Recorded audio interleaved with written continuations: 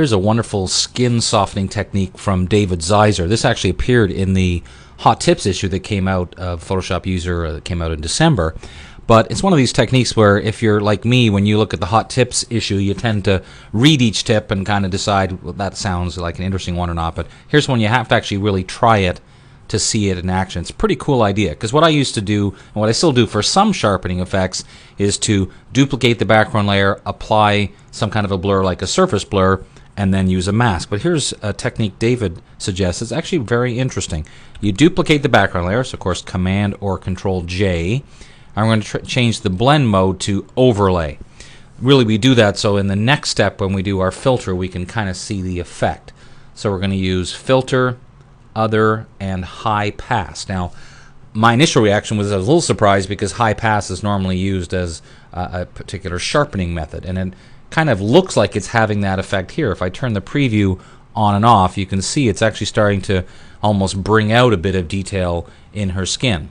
But that's okay. So remember, we're in overlay mode, so even though it looks like the high pass filter normally introduces gray, because when we're in overlay mode, the gray is automatically removed.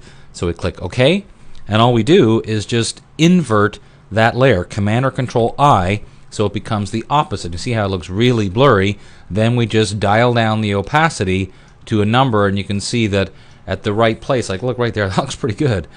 Without doing anything else, I haven't had to do any kind of masking. The eyes are already looking pretty good, as are the lips. Now personally, just to be 100% sure, I would probably, just in case, add a layer mask and take my paintbrush, get a little smaller here, and make sure that the detail areas like the eyes and the eyebrows and the lips are masked so I can really see. Let me zoom in a little closer to 100%. There we go.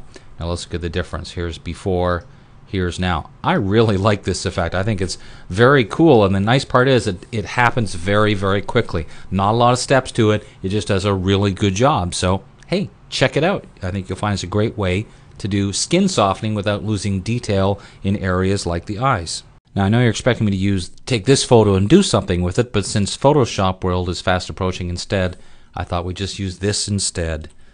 Someone with a nice little drawing on their Photoshop World evaluation form from last time.